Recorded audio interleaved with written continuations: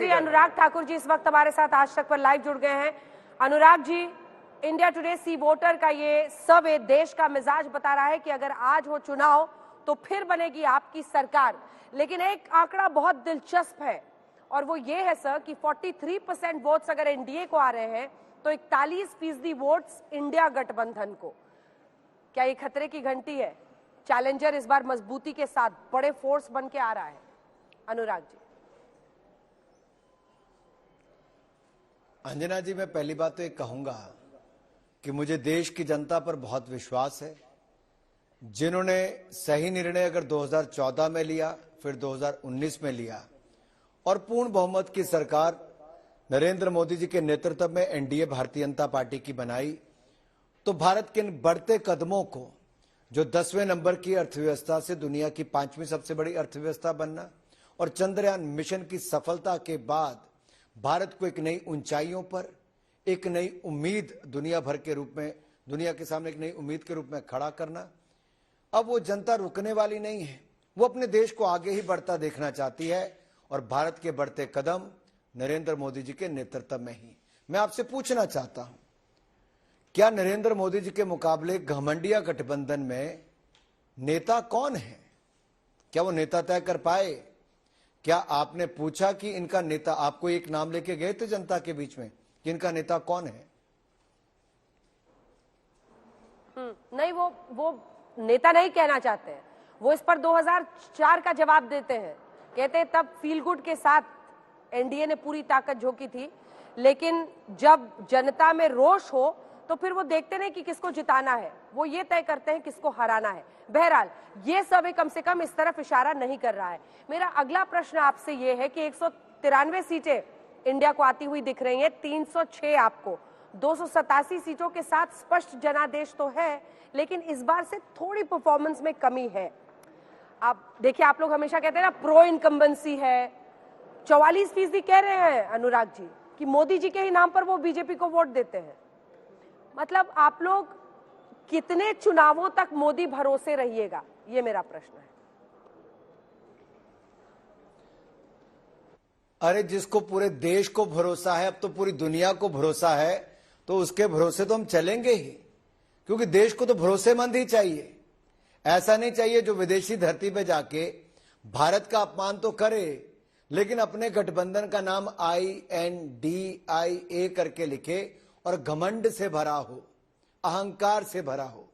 ये घमंडिया गठबंधन को लोग वोट नहीं देंगे। मैं इसलिए कह रहा हूं अंजना जी आपके सामने बात कि नाम जितना मर्जी बदल लें, ये यूपीए के पाप को छिपा नहीं पाएंगे। वो घोटाले, वो भ्रष्टाचार, वो कारनामे, वो छिपेंगे नहीं। दूसरी ओर ईमानदारी के 9 साल मोदी सरकार के दिखते हैं, जहां देश की अर्थव्यवस्था भी बढ़ी, देश में गरीबी रेखा से बाहर 18.5 करोड़ गरीबी रेखा से बाहर आए। ये वर्ल्ड बैंक से लेकर नीति आयोग तक के आंकड़े हैं। और जब ये कहते हैं कि इनको वोट मिलेगा, तो मैं आपसे पूछता हूं कि इन्होंने तय कर लिया है कि ममता बनर्जी जो पश्चिम बंगाल में है, इनको अब के स्थानीय निकाय के चुनावों में तो कांग्रेस और कम्युनिस्ट के नेताओं को पिटवाती हैं, इनके नेता पीटते हैं, इनके कार्यकर्ता पीटते हैं। क्या लोकसभा चुनाव में फूल माला डाल के उनका स्वागत करने वाले हैं? क्या कम्युनिस्ट जो वहां पे कर रहे हैं केरल में, क्या वो इनका स्वागत करने वाले हैं? ये सारे प्रश्न आपके सामने आएंगे। गठबंधन इनका देखिए 2019 में भी था, ये मत कहिए नहीं था। तब भी 2 लड़के निकले थे उत्तर प्रदेश से, लोगों ने ऐसा घर पे बिठाया कि अखिलेश यादव जी ने 17 के बाद 22 भी देखा और घर पे बैठे और अब कहा कान पकड़ता हूं, इनसे हाथ नहीं मिलाऊंगा। अब साइकिल भी लग चल दी, हाथ भी लग चल दिया। ये देखिए, ये ना इनके पास नेता है, ना नीति है, ना नीयत है, और इनके लिए देश भी कभी इनको स्वीकार नहीं करेगा जब तक ये अपना कोई नेता भी नहीं चुन लेते। लेकिन इस बार इनके लिए भी आर पार की लड़ाई है, ये आप जान जाइए। एजेंसियों के दुरुपयोग पर भी हमने इस सर्वे में सवाल पूछा था, और इसीलिए आर पार की लड़ाई में इंडिया गठबंधन मोदी का साइड इफेक्ट इसे कह लीजिए आप अनुराग जी, लेकिन ये साइड इफेक्ट है कि इस बार इंडिया गठबंधन में धुर विरोधी अभी तक साथ टिके हुए हैं और ये दम भर रहे हैं कि हम सीट शेयरिंग का फॉर्मूला निकालेंगे। इनके लिए भी सर्वाइवल है। वो कहते हैं एजेंसीज के इस्तेमाल से हमें खत्म किया जा रहा है। आप देखिए ना, आप शरद पवार के पास अजीत पवार इधर आ गए, आप शिवसेना का हाल देखिए, तो धीरे धीरे आप उनके अस्तित्व पर ही सवाल खड़ा हो रहा है, तो टिके रहेंगे साथ और मुकाबला करेंगे आपका। देखिए अंजना जी, इनको इनका महागठबंधन इनके पास रहे, महागठबंधन इनके पास रहे, और मुझे उसमें कोई आपत्ति नहीं। ये 2017 में, 2022 में उत्तर प्रदेश में आपने देखा, 2019 में लोकसभा के चुनाव में देखा, ये कहां गठबंधन नहीं थे जी, यही सब लोग इकट्ठे थे, कोई ज्यादा फर्क नहीं है। और मैं आपको एक बात कह दूं, जनता नेता की क्रेडिबिलिटी अवश्य देखती है, और वो नरेंद्र मोदी जी में वो ताकत है कि जनता के साथ लगातार जुड़े रहे।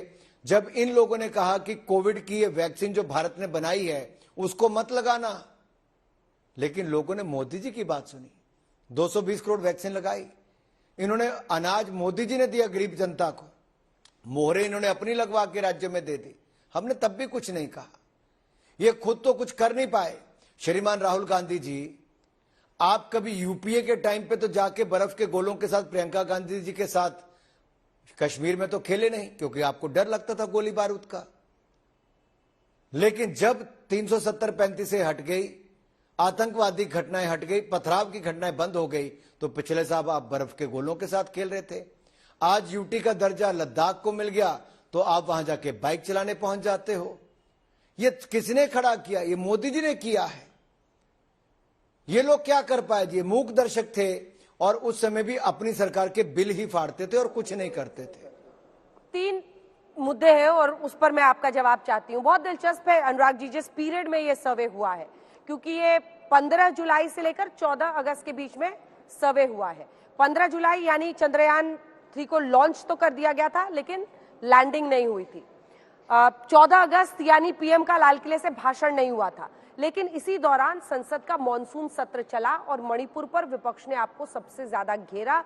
मणिपुर के मुद्दे पर लोग मानते थे कि आपको प्रेसिडेंट रूल वहां पर लगाना चाहिए था, सीएम को हटाना चाहिए था। ये सर्वे में ही आया है। महंगाई, बेरोजगारी को, महंगाई भी इस दौरान बहुत रही, उस पर भी लोगों का मानना था सरकार नाकाम रही, लेकिन फिर भी असंतुष्ट से ज्यादा संतुष्ट लोग हैं, क्योंकि मोदी का चेहरा है। क्या आपको नहीं लगता कि अगर मजबूती के साथ विपक्ष आएगा तो आपके लिए मुश्किल होगी, क्योंकि महंगाई और बेरोजगारी जैसे मुद्दे लोगों में बढ़ रहे हैं, प्रबल हो रहे हैं? अनुराग जी, मैं धन्यवादी हूं अंजना जी, आपने प्रश्न पूछा और मुझे अवसर भी दिया। पहली बात, आपने भी माना कि मोदी जी का चेहरा है तो उसका हमें लाभ है निश्चित तौर पर। दूसरा, आपने बात की मणिपुर पर। क्या देश की जनता ये नहीं जानती जब कांग्रेस की सरकार थी तब मणिपुर की क्या हालत थी? क्या मुझे याद करवाना पड़ेगा? गृह मंत्री जी ने पहले दिन कहा कि चर्चा कराइए, प्रधानमंत्री जी ने पहले दिन कहा चर्चा कराइए।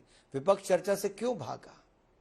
इनके पास तर्क नहीं थे, तथ्य भी नहीं थे, और जब तुलना होती थी तब ये बहुत फीके पड़ते थे। आप देखिए, पंडित नेहरू जी ने 1962 में my heart goes to Assam, यानी कि असम उन्होंने बुला दिया था, देश से चला गया। और दूसरा, उसके बाद मिजोरम में बम धमाके किसने कराए? श्रीमती इंदिरा गांधी जी ने करवाए, हजारों लोग वहां पे मारे गए। उसके बाद किसकी सरकारें थी? चाहे वो 1993 था, 2011 थी, कांग्रेस की सरकारें थी। उस समय 6-6 महीने मणिपुर बंद रहता था, जलता था। 500 रुपए किलो, 500 रुपए लीटर पेट्रोल बिकता था, 2-2 हजार रुपए का सिलेंडर मिलता था। क्या श्रीमान राहुल गांधी जी भूल गए? हाँ। अनुराग जी, अब तो काउंटडाउन शुरू हो गया है, 6 महीने बचे हैं। ये सब तो हम लोगों ने देश की संसद में भी बहस में सुन ही लिया था। एक आखिरी प्रश्न आपसे चंद्रयान पर पूछना चाह रही हूँ, एक आखिरी प्रश्न चंद्रयान 3 पर। अंजना जी मुझे इसका जवाब देने दीजिए।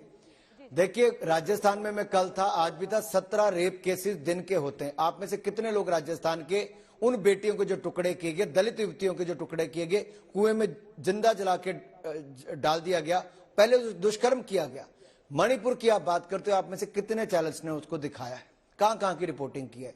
जरा एक बार चैनल्स को भी देखना पड़ेगा कि ये मणिपुर की बात जो राहुल गांधी उठाते हैं वो कांग्रेस की अपनी सरकार में बांसवाड़ा जाते हैं, रैली करते हैं, लेकिन भीलवाड़ा साथ में लगते नहीं जाते हैं, जहां पे एक महिला के साथ दुष्कर्म और उसकी हत्या की जाती, दलित युवती की।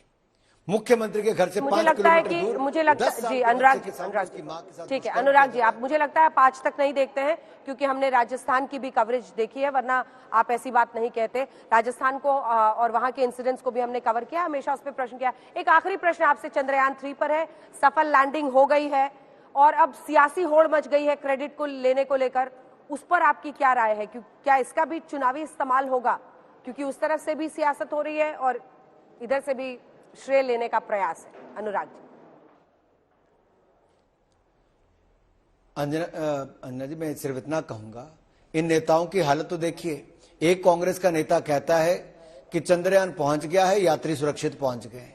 दूसरा कांग्रेसी नेता कहता है लॉन्च की सफलता की बधाई। तीसरे मुख्यमंत्री कहते हैं बिहार के कि चंद्रयान मिशन है क्या। ममता जी राकेश रोशन कह देती हैं। अरे भाई, विपक्ष की हालत देखिए, देश में है भी है कि नहीं है। और इनके नेता किताबें ऐसे लेकर आते हैं जिससे साफ पता चलता है उनका शरीर तो भारत में है, उनकी रूह और उनका दिल पाकिस्तान में है। एक बात मैं ये कह दूं। दूसरी बात, चंद्रयान मिशन की बधाई पूरे देश को, वैज्ञानिकों को और चंद्रयान मिशन के साथ जुड़े हुए हर व्यक्ति को। मोदी जी का विश्वास अपने वैज्ञानिकों में था, तभी 2019 में कहा था अगली बार करके दिखाएंगे, और मात्र 4 सालों में पहले से कम खर्चे में 615 करोड़ रुपए में कर दिया, जितने में हॉलीवुड की पिक्चर नहीं बनती। हमने चंद्रमा पर चंद्रयान मिशन को सफल किया। दूसरी बात, आज तक 89 ऐसे प्रयोग जो हैं सैटेलाइट्स के किए गए, जो मिशन लॉन्च किए गए, उनमें से 47 मोदी सरकार के 9 साल में हुए। औसतन इसरो 1.2 सैटेलाइट्स भेजती थी कांग्रेस की यूपीए की सरकार के समय, लेकिन मोदी जी की सरकार के समय 5.7 है। हमने 3300 करोड़ रुपया स्पेस मिशन में कमाया, जिसमें से 90% आज के समय हमने कमाया है। कब? मोदी जी की सरकार के समय। इनके समय 5412 करोड़ रुपया बजट था, वो बढ़ाकर हमने 12544 करोड़ रुपया कर दिया है। हमने मंगलयान भी सफल किया, चंद्रयान भी सफल किया, अब सूर्य और शुक्र इन पर जाने की भी सफलता पाएंगे। और मून जो हमारा मिशन है, जहां पे मानव को भी भेजना है, उसमें भी सफलता भारत पाएगा, क्योंकि मोदी है तो मुमकिन है। बहुत धन्यवाद आपका अनुराग जी हमारे साथ जुड़ने के लिए। लेकिन चुनावों में सफलता जनता डिसाइड करती है। बहुत धन्यवाद आपका हमारे साथ जुड़ने के लिए।